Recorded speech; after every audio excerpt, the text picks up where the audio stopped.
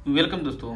अगर आप control technician बनना चाहते हैं तो ये वीडियो आपके लिए यूजफुल होने वाला है। कंट्रोल टेक्नीशियन बनना चाहते हैं तो आपको कंट्रोल्स के बारे में मालूम होना चाहिए। ये कॉन्टेक्टर का क्या काम रहता है, एनसी पॉइंट है क्या काम क्या रहता है, ये जो टाइमर लगा हुआ है ये फेस प्रिवेंटर है इसका क्या काम रहेगा, कैसे वर्क करता है, इसके अंदर जो है पूरा डिटेल्स में हम जानने वाले हैं। यहाँ पे यूवी ओवी एएस आरवी क्या चीज़ लिखा हुआ है इसके बारे में हम जानेंगे, देखेंगे नंबरिंग क्या है। एनसीएनओ के जो इसमें लगा रहता है कॉन्टेक्टर है, यहाँ पे देख सकते रहेंगे। यहाँ पे 3 फेस है, यहाँ पे देख सकते रहेंगे L1 L2 L3। उसके साथ में एक पॉइंट और दिया हुआ है एनसी दिया हुआ है, इसका क्या काम हो सकता रहेगा एयर कंडीशनर में। ये सब चीजें अगर को मालूम है तो वीडियो आप नए टेक्नीशियन नए लोग पास शेयर करें। जो लोग कंट्रोल टेक्नीशियन बनना चाहते हैं, कंट्रोल का काम सीखना चाहते हैं, तो उनके लिए ये वीडियो यूजफुल होने वाला है।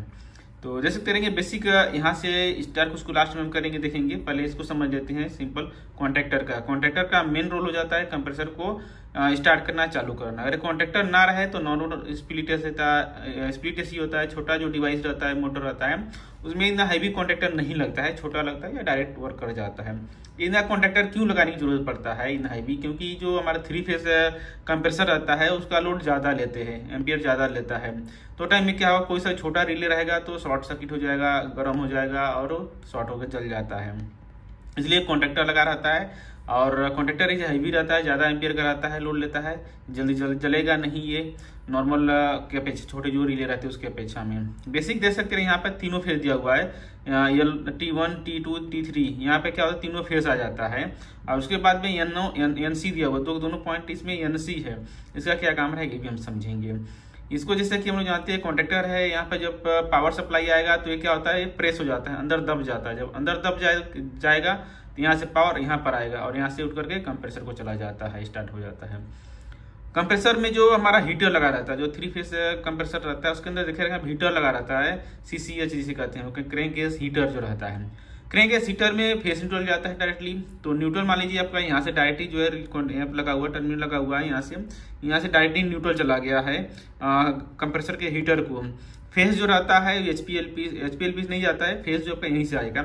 यहाँ पे एग्जाम्पल फेस आ गया, इन हो गया है और यहाँ से आउट हो जाएगा।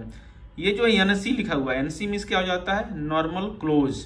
ठीक है, नॉर्मल क्लोज है। तो यहाँ से यहाँ पावर इसको आएगा, कनेक्टिविटी अब चेक करेंगे तो यहाँ से यहाँ कनेक्टिविटी बताना चाहिए, इसमें एनसी लिखा रहता है, कनेक्टिविटी बता रहा है। तो कंप्रेसर का जिससे हम लोग जानते हैं जैसे कि पावर ऑफ है, ये कंप्रेसर नहीं चल रहा है तो टाइम में कंप्रेसर का जो हीटर रहता है उसमें पावर जाता है और वो वर्क करता है। जैसे ही कंप्रेसर ऑन होता है और उसके टाइम में क्या होता है, क्रैंक केस हीटर क्या होता है, नहीं चलता है, बंद हो जाता है। तो ये सिस्टम काम करता है, यहाँ से यूज होता है पावर। यहाँ से एनसी है तो नॉर्मल पावर पे जाएगा। जैसे ही यहाँ पे कंप्रेसर स्टार्ट होगा, जो प्लंजर रहता है ये नीचे दब जाएगा, तो यहाँ से क्या होता है, यहाँ से पावर यहाँ आगे नहीं जाता है। जब यहाँ से आगे पावर नहीं जाएगा कंप्रेसर में नहीं जाएगा और कंप्रेसर का हीटर जो रहता है नहीं चलेगा। ये चीज हो गया है। उसके बाद ये जो लगा हुआ है, कई बार आता है कंप्रेसर का, मान लीजिए यहाँ से फेस आया, तीनों फेस, इसमें से कोई सा भी कार्बन आ गया है या पानी जल गया है तो 2 फेस में ही पावर आएगा। 2 फेस ही पावर आएगा तो टाइम में क्या होगा आपका, 3 फेस में जाएगा पावर, कंप्रेसर में जाएगा तो कंप्रेसर का क्या होगा आपका, हीटअप होगा, हाई एम्पियर लेगा, बाइंडिंग उसका जल सकता रहेगा, खराब हो सकता रहेगा, तो ज्यादा पैसे का नुकसान हो जाएगा, ज्यादा प्रॉब्लम होगा। इसके लिए यहाँ पे क्या लगा हुआ है, टाइम ये लगा हुआ है, फेस प्रिंटर रिले लगा हुआ है। यहाँ पे मान लीजिए अगर तीनों फेस प्रॉपर इसको नहीं मिलेगा, यहाँ लिखा हुआ है ना L1 L2 L3, ये तीनों फेस यहाँ पे लगा हुआ है। ठीक है, अगर तीनों फेस यहाँ पे प्रॉपर नहीं मिलेगा तो यहाँ से क्या होगा, आपका कॉन्ट्रैक्टर को पावर सप्लाई नहीं जाएगा। यहाँ से उठ के क्या होता है, एक कॉन्ट्रैक्टर को एक 18 नंबर है, एक 15 नंबर है। एक नंबर जो है अलग कंपनी का अलग मॉडल में अलग चेंज हो सकता रहेगा। बेसिक दे सकते रहेंगे, यहाँ पे एक 18 नंबर और एक 15 नंबर है, कोई सा भी रहे। एग्जाम्पल एक इन होगा एक आउट होगा, समझ सकते रहेंगे।